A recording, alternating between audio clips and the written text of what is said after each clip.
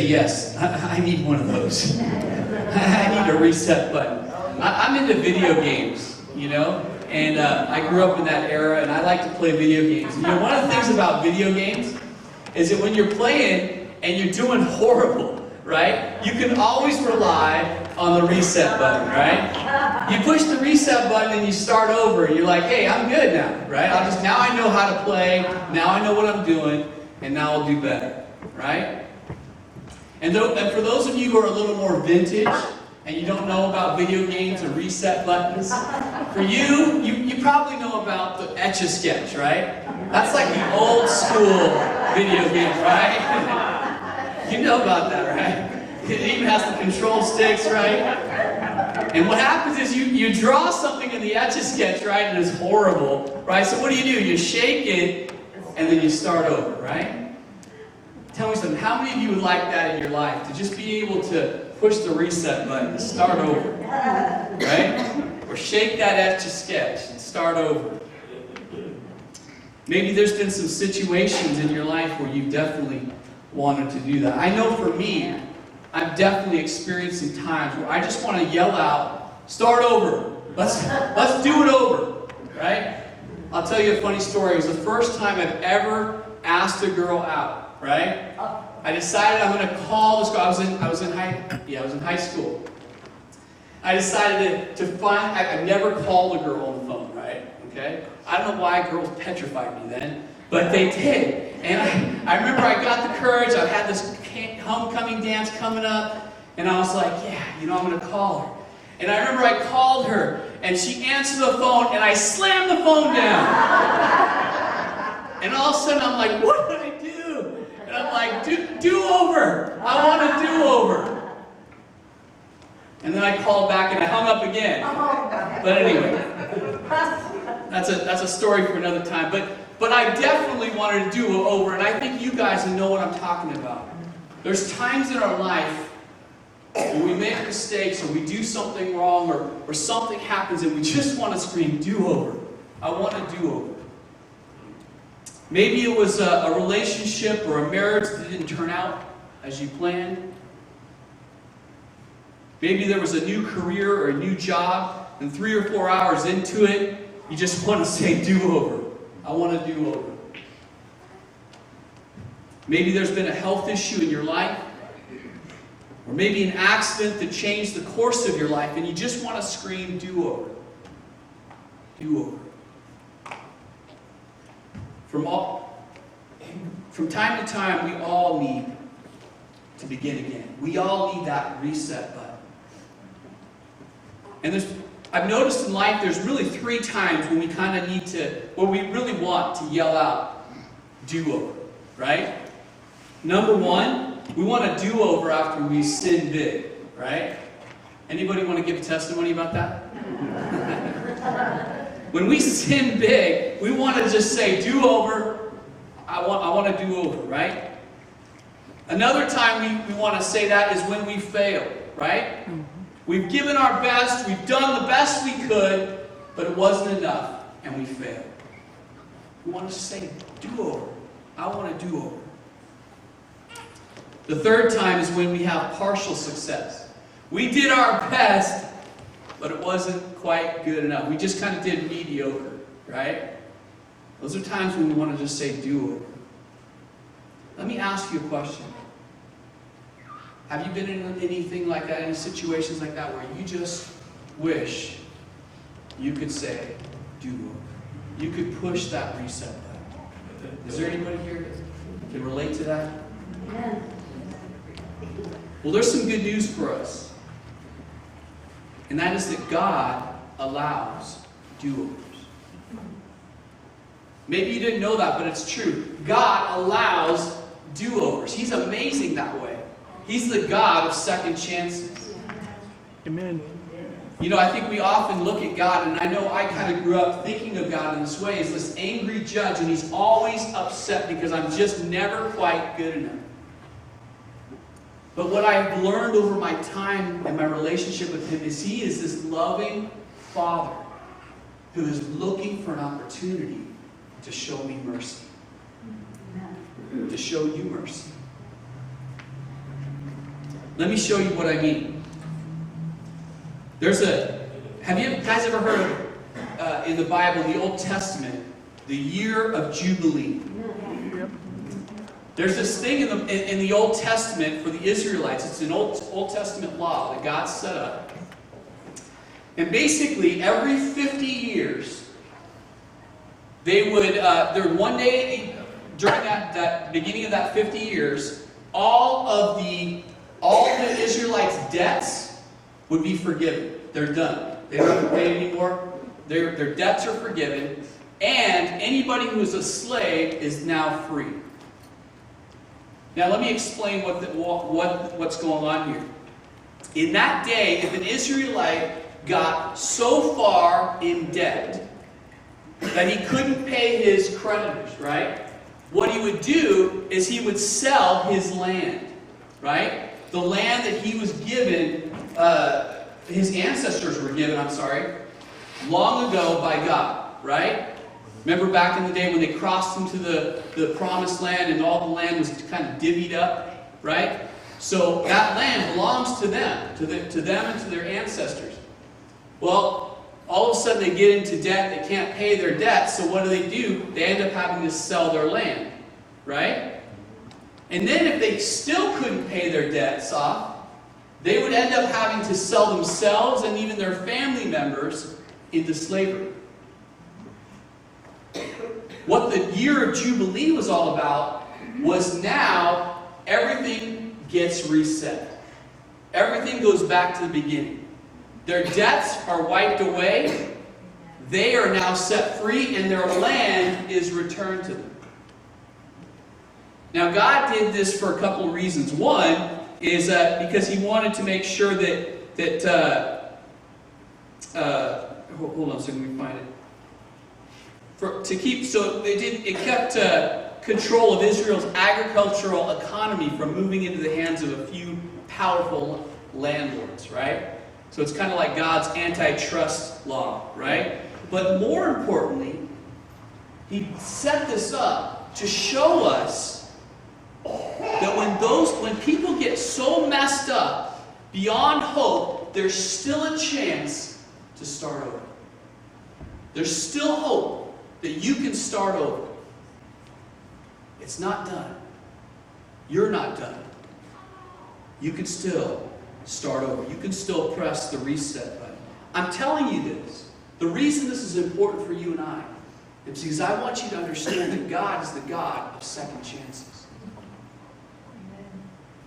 Now we don't follow the laws of the Old Testament the way the Israelites did, right? We follow the laws of the New Testament. But listen, this year of Jubilee still comes into play, because I want you to see this. If you look at Luke chapter 4, verse 16 through 21. Luke chapter 4, verse 16 through 21. It's going to be up on your screen. Luke chapter 4, verse 16 through 21. And I'm going to give you a little background. While you're looking for that, I'm going to tell you what's going on. This is a really interesting thing because basically what it is Jesus has come to the synagogue, right? And he's asked to read something. So it's like if I asked one of you, let's say Jesus came in and I said, hey Jesus, why don't you come up and read from the Bible? Okay? And so he picks up a scroll, and it's the scroll of Isaiah, and he finds the part that is referring to himself, right? The prophecy. There's a prophecy in the book of Isaiah written many years before Jesus showed up on the scene. And it describes what Jesus is going to do, right? And so Jesus picks up this scroll and he begins to read. And he's reading about himself. And this is what happened. He says this. He went to Nazareth, where he had been brought up. And on the Sabbath day, he went into the synagogue, as was his custom. And he stood up to read. The scroll of the prophet Isaiah was handed to him. Unrolling it, he found the place where it is written, "The Spirit of the Lord is on me, because he has anointed me to preach good news to the poor. He has sent me to proclaim freedom for the prisoners and recovery of sight for the blind, to release the oppressed, to proclaim the year of the Lord's favor. Then he rolled up the scroll, gave it back to the attendant, and sat down. The eyes of everyone in the synagogue were fastened on him. And this is what he said. And he began by saying to them, "Today this scripture is fulfilled in your hearing."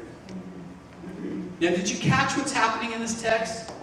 He's reading about himself. And look at this. Look at verse 18 again. It says this: "The Spirit of the Lord is on me, because he has anointed me to preach good news to the poor.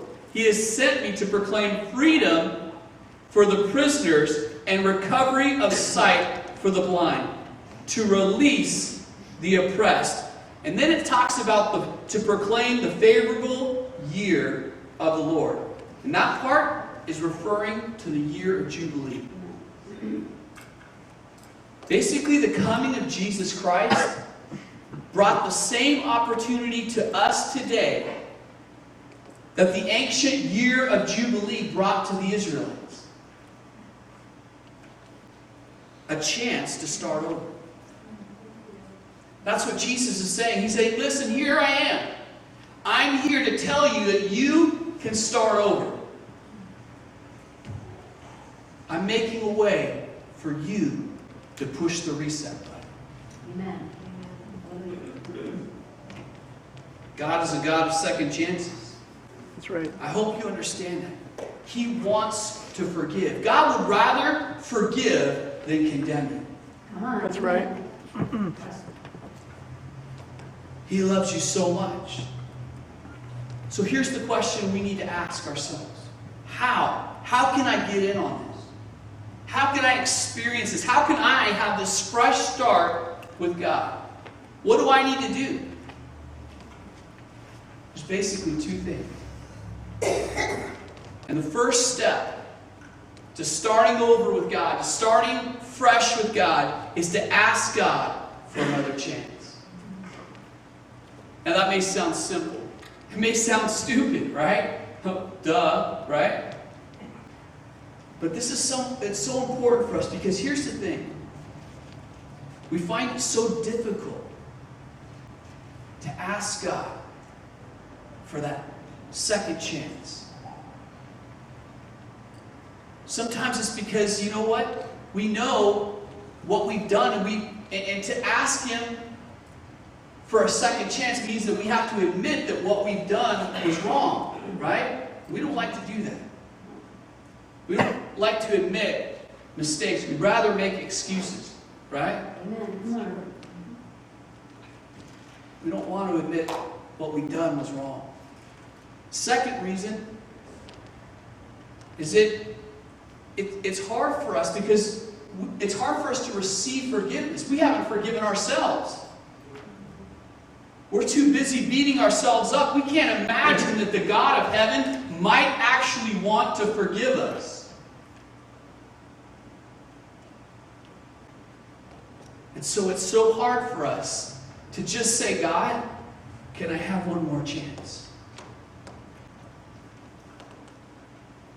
Now, for some of us, you might say, well, what's so big about God giving us a second chance? I mean, hey, isn't everybody willing to give somebody a second chance? And you're right. How many of you in your life, somebody does something wrong, you love them, you give them a second chance, right? You might even give them a third, fourth, fifth, sixth chance, right? But here's the thing. Eventually, you're going to stop and say, enough's enough. You've hurt me too many times. I've gotten burned by you too many times. I'm not going to do it anymore. I'm not going to give you any more chances. You and I, that's how we are. But that's not how God is. Amen. Come on. God offers us a new chance every morning. This is how I know. Listen to this. In Lamentations 3:22-23, it says this: "The faithful love of the Lord never ends. His mercies never cease. Great is his faithfulness. His mercies begin afresh each morning. Mercies fresh each morning. Think about that. Every morning, God is ready to give you a second, third, fourth, 400th chance. But all you have to do is ask. All you have to do is ask. The second step to starting over with God is you got to realign your life with his purposes. How many of you ever had a car that got out of alignment? I've driven some cars that are like so far out of alignment, I'm like pulling the wheel in the opposite direction, just trying to hold it straight, right? Because if I let go, that thing's going off the road, right? Well, sometimes our life gets out of alignment, right? Our life gets out of alignment and we start going off into areas that we shouldn't be going. And do you know that the number one cause of cars getting out of alignment is potholes? You hit those potholes and it just wrecks your alignment. Those potholes represent our mistakes and our sins. And when we hit those, it throws our life out of alignment with God, and it prevents God from blessing us.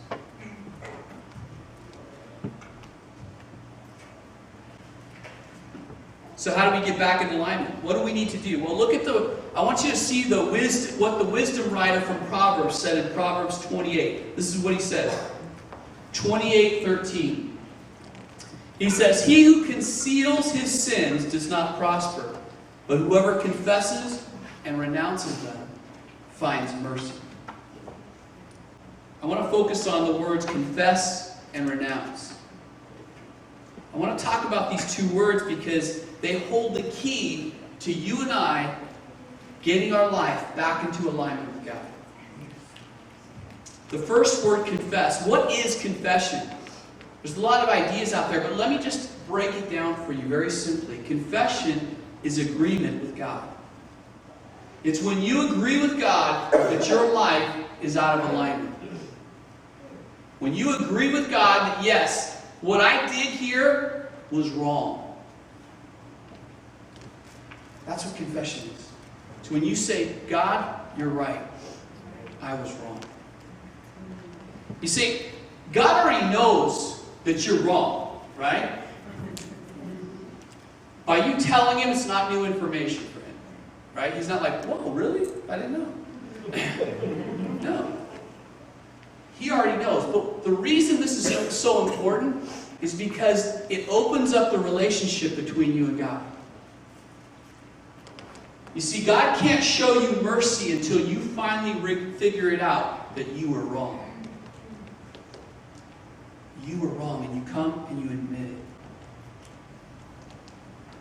I love my boys, but there's times when they make mistakes. They do things that are wrong. And there's times when I don't want to punish them. I want to show them mercy. But you know the times that I can't, the times when it's so frustrating for me, is the times when they will not admit that what they did was wrong. It prevents me from showing them mercy. Because I can't do it. I've got to show them that what they did was wrong. I've got to make sure they understand that what they did was wrong. I can't get to that point where I show them mercy. Because we're still stuck over here with them arguing and making excuses, right?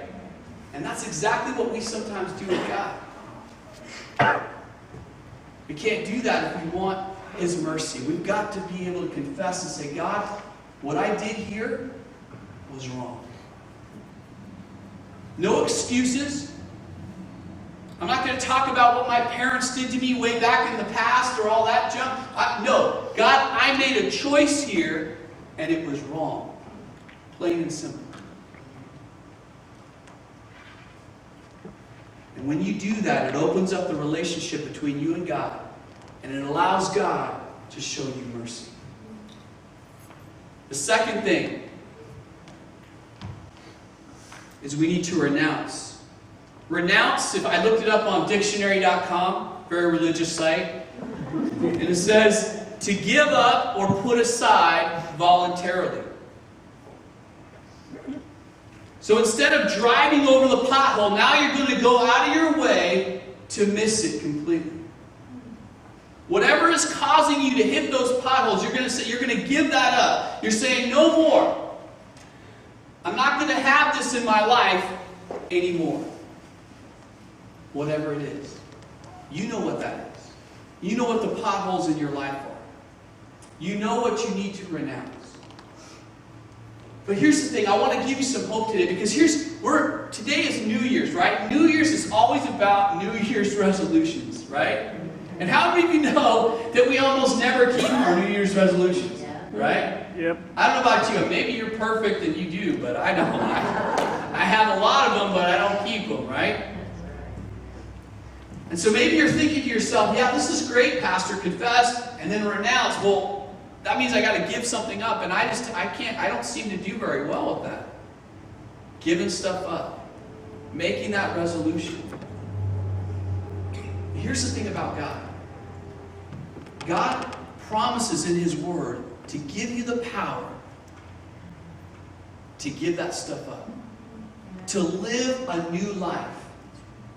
He promises to help you. The first step, though, is you've got to renounce it. You've got to say, hey, I'm done with this. But then you let God help you to live that out. And He says in His Word, He will give you the power. The same power that He used to bring Jesus back from the dead, He says He will give to you so that you can live this new life. That's what's amazing. But the first step is renouncing. Before you can get that power, you've got to take that step and renounce. What do you need to change in your life? What do you need to throw away so that God can show you mercy? If you look at the last part of this verse, it says that when you confess and renounce these things that have caused your life to get out of alignment with God, it says that God will then show you mercy. That's the fresh start we've been talking about. That's that reset button we've been talking about. That's that divine Etch-a-Sketch that God's shaking for you, saying, hey, listen, you get a fresh start now. Because you were willing to say, yes, what I've done is wrong, God. And because you were willing to say, God, I don't want this in my life anymore, whatever it is, I'm throwing it away. Because you were willing to do that, God says, okay, now I'm going to push the reset button. And you get a fresh start.